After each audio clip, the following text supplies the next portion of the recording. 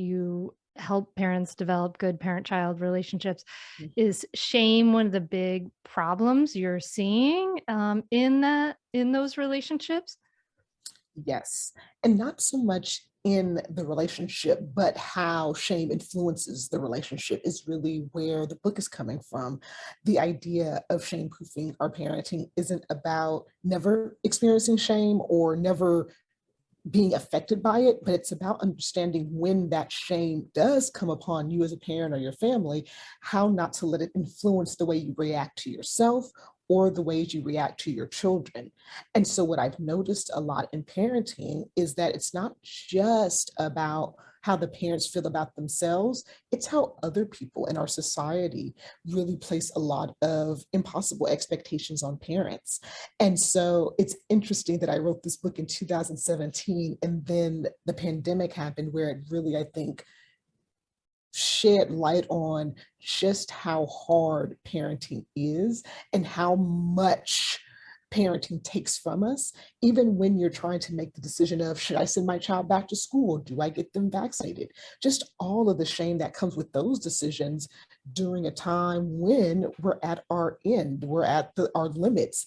And so shame proof parenting really shows up again now in the sense of how do I make decisions for my family that aren't based in fear and shame, but are based in pretty much the six tenets of shame-proof parenting, which are like empathy, knowing our needs, being supportive of one another, our awareness of what's going on in our lives. These are things that are really important to not allowing shame to infiltrate, but acknowledging what shame is doing so we can work together to get some resiliency around it.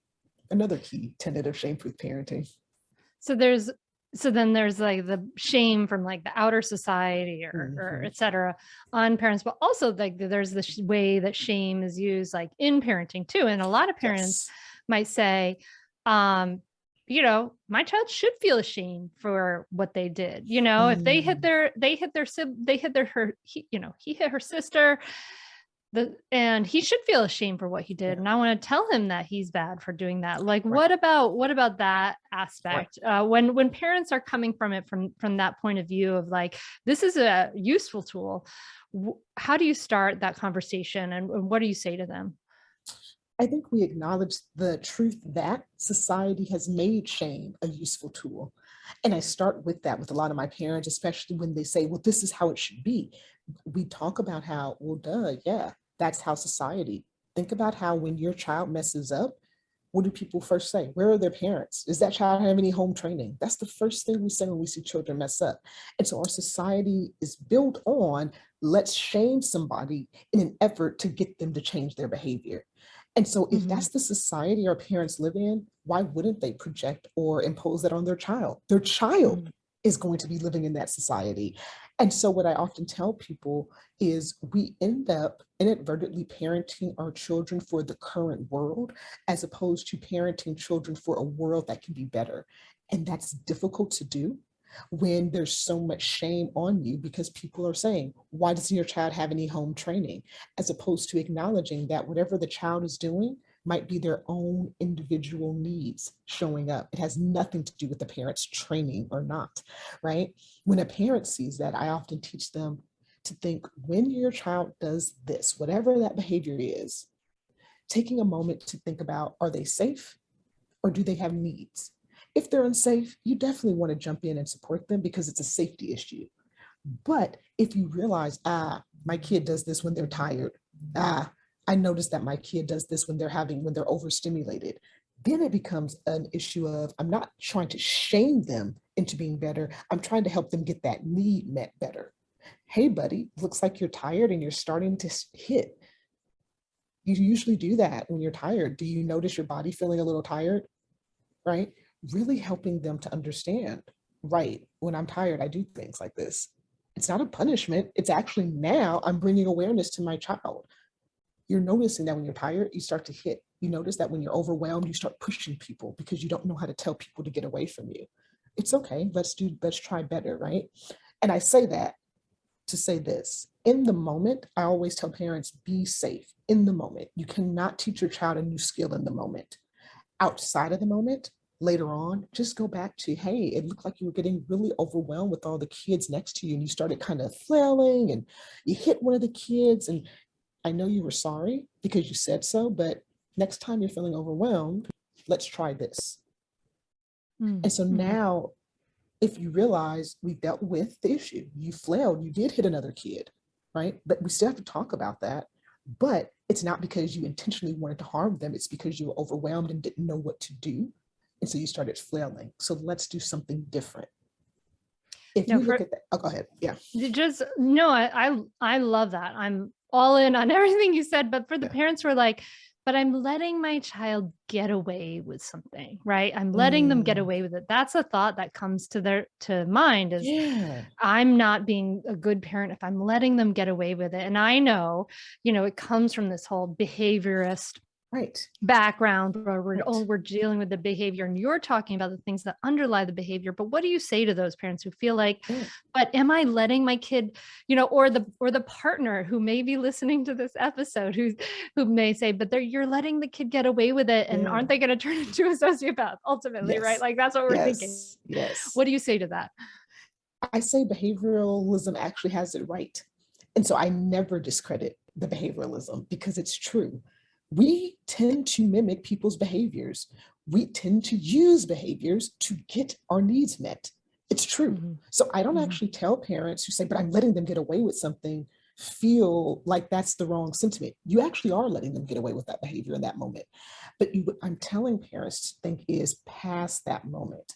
There's in the moment reactions, and then there's we have to reflect and talk about this kind of moment as well. And so I try to teach my parents to do both.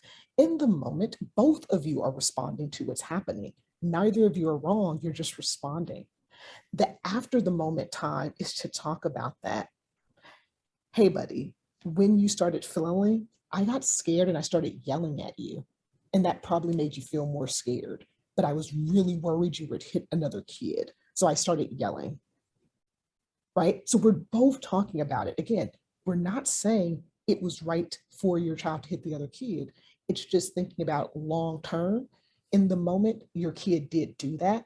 And it's more important to get them out of the situation than to reprimand them because nobody is listening. Nobody cares. It's nothing's going to happen there. And so, yes, to the parent listening, you are letting your kid get away with the behavior in the moment because it's more about safety and it's more about getting people out of the activated moment. Once the activated moment is over for you too, because that's scary to watch your kid flail about and possibly hit someone. And again, we're going with the hypothetical example Yeah, here, yeah, yeah. right? But it's scary. And so you also deserve a moment to get out of that situation. If you're at a birthday party, that's embarrassing. If you're at Target, that's scary too, right? I teach parents, you also deserve a moment to get out of that too. So if all of you go to the car, if all of you go to another part of the house, it's not because any of you did anything wrong. And I think that's the first step that I try to teach parents who are moving out of kind of that old school parenting where it's do as I say, not as I do, to that kind of newer idea of positive parenting or mindful parenting is that your reactions are not wrong. Don't start being like, I should have learned positive parenting 50 years ago. No, you responded the way every human responds. This is why it's so important to realize whatever happens in the moment happened. If you choose not to reprimand, that's a good choice. That after the moment, when everyone is out of those intense emotions, that's the good time for everyone to talk about, whew, that was hard. We were all And scared. We then were all overwhelmed. and they're not like quote getting away with it. You're taking the time to close the loop on that situation. You're Yeah, processing it together. You're saying it's yeah, this is the old school way may have been like, I'm gonna, make my child hurt because they did something I see as mm, bad. But the more enlightened way of doing it, and the what research shows is more effective, is to yeah, say is to help your child needs to learn something in that moment and to help yeah, them close the loop. And you're talking about teaching them, helping yeah, them learn what can we do better. yeah, yeah. And I think, one thing that I'll reframe too is it's not actually more enlightened. What I often tell parents is this: the reason why we respond the way we do is because of what we've been taught ourselves and what we've learned. Mhm. No one can respond from some unknown understanding of the world. We're all Yeah. responding to what we've learned. And so as you learn better, I teach my parents in the work that I do, my shame-proof parenting intensives, my workshops. As you learn better, it's also about forgiving yourself for those past reactions too. You cannot hate yourself for the past reactions while trying to walk forward. You have to say, wow, I did pop my child once and I did not like that, but I learned that's because of my own anger, or my own embarrassment, or this. And then forgive yourself as you move forward. And as you move forward on this parenting journey, even if you've completely embodied mindful parenting, you're human. And so there will Yeah. be times when it's just too difficult. If you don't believe that, look at your life over the past 2 years, right? Trying to be mindful while everyone's in the house 24/7. Ooh, Mhm. cut yourself some slack, right? And I Mhm. teach people that mindful parenting, positive parenting, whatever parenting, shame-proof parenting, it's not 1, 2, 3. It's a way of living. You're just thinking, I don't want shame to infiltrate. So let me go back and talk to my child. Whew, I didn't like how I said that. Let me take a deep breath and then go back. That's actually what this process is. It's not that you've nailed it and you've got it. It's this constant decision that after behaviors, you're going to reflect, during behaviors, you're going to reflect. Sometimes you're going to mess up. Sometimes you're going to have hard days, and realizing that all of that, if you're committed to this new type of parenting, is that. It is mindful parenting, even when you yell. It is Mhm. shame-proof parenting, even when you let your mom's comments change the way you see your child. That's why it's happening, to help you become more aware of, wow, we just finished the holidays and I was more hard on my kids because we were around my parents again. I don't want to do that next year. Okay. Boop, Yeah. you just did shame-proof parenting right there. You just did mindful parenting right there. Catch new episodes of the Mindful Mama podcast and other free resources, including the Mindful Mom Guide at mindfulmamamentor.com. You can listen to every back catalog episode, including interviews with Dr. Dan Siegel, Ianla Van Zant, Sharon Salzberg, and get meditations, join our private Facebook group, and more. Go to mindfulmamamentor.com now. I'll see you there.